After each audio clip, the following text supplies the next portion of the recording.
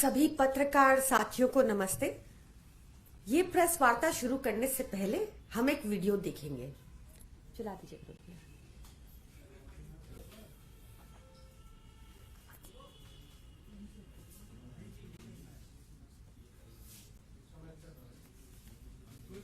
झारखंड की कई माताएं बहनें दिल्ली के अंदर बर्तन साफ करने के लिए मजबूर हो जाती है। भाइयों बहनों, रोजगार आपको आपके प्रदेश में मिलना चाहिए कि नहीं मिलना चाहिए? आपके इलाके में मिलना चाहिए कि नहीं मिलना चाहिए? और इसलिए भाइयों बहनों, हमने मेक इन इंडिया का विनय अभियान चलाया है। हम चाहते हैं छोटे छोटे कारखानों का जाल बिठे, छोटे छोटे कारखाने लगे, हर गांव गली मोहल्ले में रोजगारी का अवसर पैदा हो और नौजवान अपने ही इलाके में रोजगार कमाए ताकि शाम को अपने माँ बाप के पास जाकर के बैठ सके, माँ बाप के साथ सुख दुख बांट सके, माँ बाप के साथ बैठ करके रूखी सूखी रोटी खा सके। ये हमें करना है भाई। तो साथियों आपने देखा कि 2014 में प्रधानमंत्री मोदी कितने चिंतित थे कि झारखंड से हमारी माताएं बहनें दिल्ली आकर रोजगार के लिए उनको मजबूर होना पड़ता है, दिल्ली आना पड़ता है। पर आज स्थिति ये है 2023 में कि पूरे देश से लोग दिल्ली रोजगार ढूंढने आते हैं। आप यहां किसी टैक्सी ड्राइवर से मिलिए, किसी पनवाड़ी से बात कीजिए, या फिर घर में बर्तन मांजने वाले हमारे माताओं बहनों को पूछिए, वो सब दिल्ली के बाहर से हैं। 2014 में प्रधानमंत्री मोदी ने मेक इन इंडिया नाम की स्कीम निकाली थी। इसके तहत 450 करोड़ प्लस खर्चा भी किया इसका प्रचार करने में। पर इसके दो एम थे।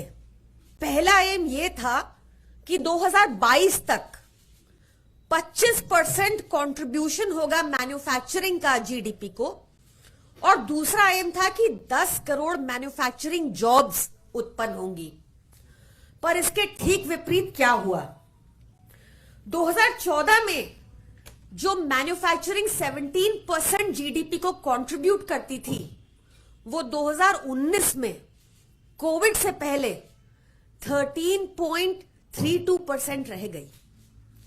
कोविड के बाद ये आंकड़ा 2022 में 13.32% हो गया। 2019 में 13.6% थी और कोविड के बाद 2022 में 13.32% है। 2023 फिस्कल ईयर ऑलरेडी ऑनगोइंग है। इसके आंकड़े मार्च के बाद आएंगे। इसका मतलब क्या हुआ? आप देखिए, वर्ल्ड बैंक, ये जो ग्राफ है ये वर्ल्ड बैंक का डाटा है। एक और स्लाइड होगी विनोद भैया। ये दिखाता है कि हमारे देश में मैन्युफैक्चरिंग बहुत संकट में है, लगातार गिरती जा रही है। ये दिखाता है कि 2022 में जो 13.32% मैन्युफैक्चरिंग कंट्रीब्यूट कर रही है जीडीपी को, ये 1970s में ये आंकड़ा था आखिरी बार। यानी कि 1991 में न्यू इकोनॉमिक पॉलिसी लिबरलाइजेशन के बाद जितना भी काम हुआ था वो सब नष्ट हो चुका है। 2018 में जब प्रधानमंत्री मोदी से सवाल पूछा गया मैन्युफैक्चरिंग के आंकड़ों को लेकर, तो उन्होंने जवाब दिया था कि पकौड़े तलना भी एक रोजगार है जो इन आंकड़ों में रिफ्लेक्ट नहीं हो रहा। मैन्युफैक्चरिंग से 10 करोड़ जॉब मिलना तो दूर, आज देश 5 दशक की सबसे ज्यादा बेरोजगारी के दौर से गुजर रहा है। 2020 में इसके बाद भाजपा ने, केंद्र सरकार ने एक और स्कीम निकाली जिसका नाम दिया परफॉर्मेंस लिंक्ड इंसेंटिव, पीएलआई। आप सबने सुना होगा, सब जगह इसका प्रचार हुआ कि आप अगर देश में मैन्युफैक्चरिंग करेंगे तो आपको सरकार सब्सिडी देगी। ये एक झूठ था, क्योंकि डब्ल्यूटीओ रूल्स के मुताबिक परफॉर्मेंस लिंक्ड इंसेंटिव भारत में मैन्युफैक्चरिंग पर नहीं दिया जा सकता, सिर्फ असेंबली पर दिया जा सकता है। और देश में ऐसे कितने ही उद्योगपति हैं जो चाइना से माल इंपोर्ट कर कर यहां असेंबल कर पाए? इनकी संख्या बहुत कम है। तो इनकी पीएलआई स्कीम भी बुरी तरह से फेल हो गई। फिर इसके बाद 2022 में एक निर्मला सीतारमण जी ने टीवी इंटरव्यू दिया था, वो भी देखना जरूरी है। I equally would want to know from the Indian industry what is it that they are hesitant about even further. Since 2019, when I've taken charge of the finance ministry, I've been hearing though the industry doesn't think it's conducive. All right, bring the rate down. All right, tax rate was brought down. And I keep defending industry, private sector, where even provocatively people have asked, what would you want to tell the private sector? We will do everything to get industry coming and investing here. Give PLI, we've given PLI. I want to hear from the Indian Inc. What's stopping you? When countries and industries abroad think this is the place to be in now, at this time, FDIs are coming, it's all, the stock market is so confident, the Indian retail investor believes in them. Is it like Hanuman, you don't believe in your own capacity, in your own strength, and has they got to be somebody, standing next and say, hey, you're Hanuman, do it. And who's that person who's going to tell the Hanuman?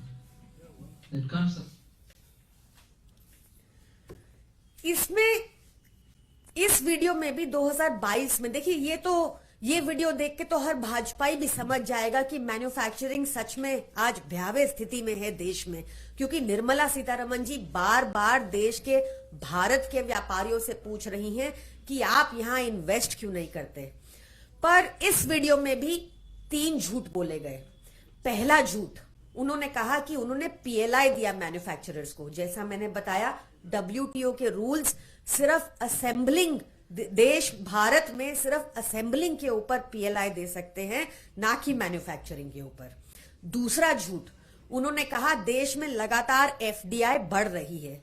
देश में FDI 2004 से लेकर 2014 के बीच 2.4% थी, जबकि आज यह आंकड़ा 1.72% है। जो फॉरेन डायरेक्ट इन्वेस्टमेंट है वो वैसे भी फॉरेन कंपनीज बैक्ड होती है और फॉरेन कंपनीज अपना प्रॉफिट देश से ले जाती हैं, तो भारत में कोई कैपिटल जनरेशन नहीं होता। तीसरा झूठ उन्होंने बोला कि कॉर्पोरेट टैक्स उन्होंने कम कर दिया। ये बात सच है, पर ये कॉर्पोरेट टैक्स सिर्फ 0.1% व्यापारियों के ऊपर देश में लागू होता है। तो उन्होंने बार बार ये पूछा कि इंडिया इंक उनको बताए कि भारत के व्यापारी भारत में निवेश क्यों नहीं कर रहे। तो आम आदमी पार्टी आज उनको बताना चाहती है कि सबसे पहले तो वो झूठ बोलना बंद कर दें और समाधान की ओर चले। हमारे देश में एमएसएमईज, जो छोटा व्यापारी है, उसको मैन्युफैक्चरिंग की बैकबोन माना जाता है। वो देश में करीब 12 करोड़ लोगों को एम्प्लॉयमेंट देते हैं।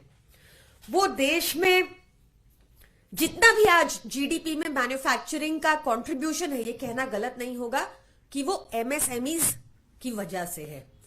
फिर भी भाजपा सरकार ने लगातार इन एमएसएमईज को इग्नोर किया। भाजपा सरकार ने इन्वायरमेंट इतना खराब कर दिया भाजपा ने देश में कि आज व्यापारी किसी मुस्लिम को या किसी दलित को एम्प्लॉय करने से डरता है। हालत यह हो चुकी है कि बीते 10 वर्ष में 16 लाख भारतीय अपनी नागरिकता छोड़कर देश से जा चुके हैं। हालत यह हो चुकी है कि 23,000 हाई नेटवर्क इंडिविजुअल्स अपना बिजनेस बंद कर कर देश छोड़कर जा चुके हैं। हालत यह हो चुकी है कि या तो आज व्यापारी अपना बिजनेस बंद करने को मजबूर हैं। बीते साल ही 10,000 एमएसएमईज और बंद हो गए।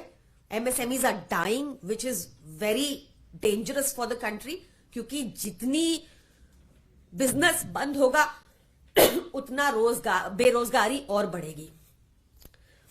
फिर इतना कॉम्प्लिकेटेड टैक्स रिजीम कर दिया एमएसएमईज के लिए और इतनी ज्यादा लीगल कंप्लायंसेस कर दी एमएसएमईज के लिए कि या तो वो डाउन स्केल कर रहे हैं अपना बिजनेस या बिजनेस बंद कर रहे हैं। आप सोचिए कि एक रिपोर्ट है अभी जुलाई 2023 में आई, जिसमें बताया गया कि अगर एक एमएसएमई के पास से 100 एम्प्लॉइज हैं तो उनको मिनिमम 500 to 600 लीगल कंप्लायंसेस करनी होंगी और हमारे देश में करीब 26,134 ऐसे क्लॉजेस हैं जो नॉन कंप्लायंस की वजह से एक बिजनेसमैन को जेल डाल सकते हैं। इस रिपोर्ट का नाम है gelled for doing business in India. अगर ये बहुत नहीं था तो बची खुची कसर मुजफ्फरनगर के भाजपा एमएलए जैसे लोग पूरी कर देते हैं, जो वसूली करना चाहते हैं एमएसएमई से, और वो नहीं अगर उनको पैसा देते तो वो लोगों को भड़काते हैं कि फैक्ट्री जला दो। और बची खुची कसर अगर ये 26,134 क्लॉजेस इनफ नहीं थे जिसके तहत जेल हो सकती है व्यापारी को, तो उन्होंने पीएमएलए जैसा लॉ ले आए। पीएमएलए जैसे लॉ में संशोधन कर दिया।